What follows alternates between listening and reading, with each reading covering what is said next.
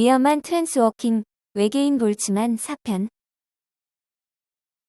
사건 현장에서 외계인과 만나게 된 김 박사와 제임스.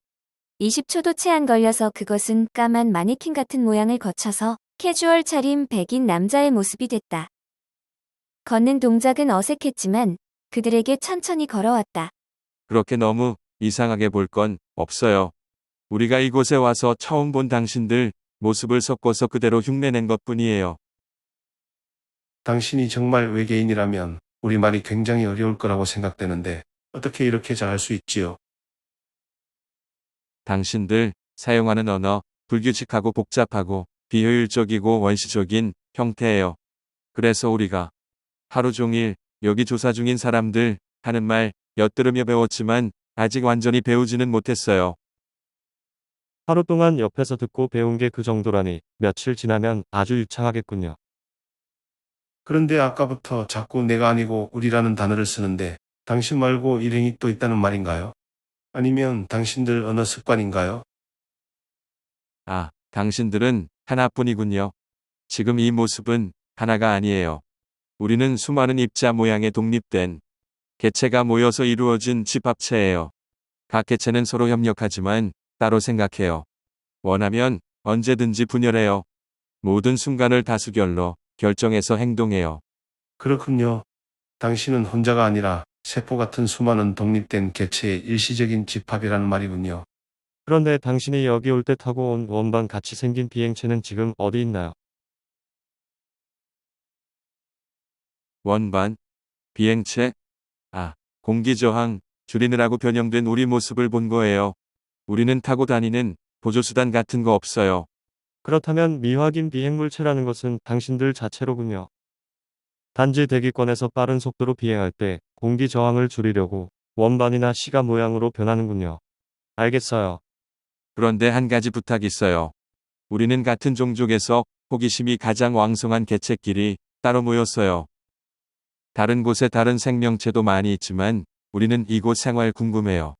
당신들 아직 문명 발달은 덜 됐지만 오히려 그래서 모든 게 복잡 다양해서 더 재미가 있을 것 같아요. 이렇게 만났으니 당신들 생활에 끼워줄 수 있어요? 우리 절대 해로운 종족은 아니에요. 김 박사와 제임스는 그를 데리고 가까운 마을의 패스트푸드점으로 갔다. 가는 도중에 그는 처음 타보는 자동차가 신기한지 천진난만한 아이처럼 좋아했다. 물론 우리들보다 상상을 초월할 정도로 발달된 지적 수준과 능력을 가졌겠지만 그 외계인은 단순하고 순진해 보이는 면도 있었다. 정말 신기하네요. 당신들 이런 식으로 개체의 에너지 공급하는군요. 불편하고 번거로운 방법이에요. 하지만 우리도 한번 해보기로 했어요. 그러더니 그는 당연히 아무 맛도 느낄 수 없었겠지만 김 박사처럼 입을 오물거리며 열심히 먹고 있었다. 오히려 몸속에 소화기관이 없는 기계인간 제임스는 이런 둘을 물끄러미 바라보며 미소만 짓고 있었다. 그가 온 곳은 지구로부터 약 3만 광년이나 떨어진 은하계 중심 근처에 있는 한 행성이었다. 수천억 개의 별이 있는 은하계, 그리고 다시 수천억 개의 외부 은하가 있는 우주의 규모로 볼 때 지구와 옆집이나 마찬가지인 셈이다. 그동안 그곳에서는 같은 종족들이 몇 차례 지구를 관찰하고 돌아온 경우가 있었다. 그들에게 지구는 특이한 형태의 고등 생명체가 크게 번성하고 있는 그곳 인근의 다른 고등 생명체들이 사는 곳들에 비해서 흥미로운 곳으로 알려져 있었다.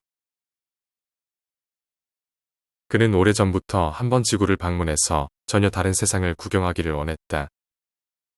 광속으로 날아도 3만 년이나 걸리는 엄청나게 먼 거리지만 휘어진 우주 공간을 따라서 비행하기 때문에 지구 시간으로 불과 일주일 내외의 짧은 여행이었다. 비행 속도는 일반 혜성의 수준을 넘지 않는 정도였다.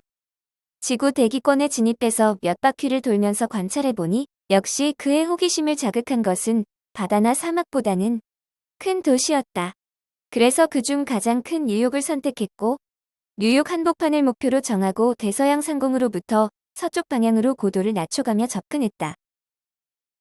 그러나 뉴욕은 예상보다 고등 생명체가 엄청나게 밀집되어 있었고 그런 곳에 갑자기 착륙하는 경우에는 커다란 혼란과 피해를 줄 수 있겠다고 생각했다. 그래서 급하게 고도를 다시 높이고 착륙 지점을 조금 더 서쪽으로 변경했던 것이다. 그 다음에 에팔라치아 산맥을 넘어서 발견한 첫 번째 큰 도시가 바로 피츠버그였다. 이번은 도시 중심을 피해서 부근의 인적 드문 조용한 산속에 착륙하기로 하고 서서히 하강했다. 지상에서 300여 미터 높이까지 접근했을 때 한쪽의 캄캄한 산속에서 불완전 연소로 많은 탄소 성분을 품은 연기가 피어오르는 것을 발견했다. 그가 온 곳에서는 먼 옛날 이런 불완전 연소를 긴급 구조 신호로 사용했기 때문에 급히 공중에서 선회하여 연기가 나는 곳으로 날아갔다. 거기에는 자동차 한 대가 근처 길 옆에 서 있었다. 그래서 가까이 접근해서 자신의 존재를 알렸지만 그 차는 잠깐 동안 멈칫했을 뿐 도망치듯이 가버렸다. 그는 연기가 나는 곳에 착륙해서 트럭 주위의 산소를 순간적으로 제거하는 방법으로 일단 불을 껐다. 그러나 트럭 안의 생명체는 이미 숨진 뒤였다. 몇 분 후 사건 현장에 목격자들이 나타났을 때 그는 일단 바위 형태로 변해서 모습을 감췄다. 그의 말을 집중해서 듣던 김 박사가 갑자기 말했다. 그렇다면 당신은 사건 현장에서 범인이 도망치는 장면을 목격한 거예요. 그 장면을 어떻게 정확하게 우리에게 전달해 줄 수 없을까요? 모든 장면이 빠짐없이 우리 기억에 저장되어 있어요. 그때 제임스가 좋은 생각이 떠올랐는지 가게 안에 켜진 TV를 가리키며 말했다. 낮에도 이상한 전파를 발사한 적이 있지요. 저것처럼 당신이 기억하는 장면을 영상 신호로 바꿔서 전파로 쏠 수 있겠어요. 그건 주파수하고 영상신호 포맷만 맞추면 되겠죠. 좋아요. 단순한 영상 포맷과 주파수를 알려줄 테니 내게 전파를 보내봐요. 내 안에는 받은 영상 신호를 동영상 파일로 전환하는 모듈이 들어있어요. 맞아. 정말 좋은 생각이야. 한번 해보자고.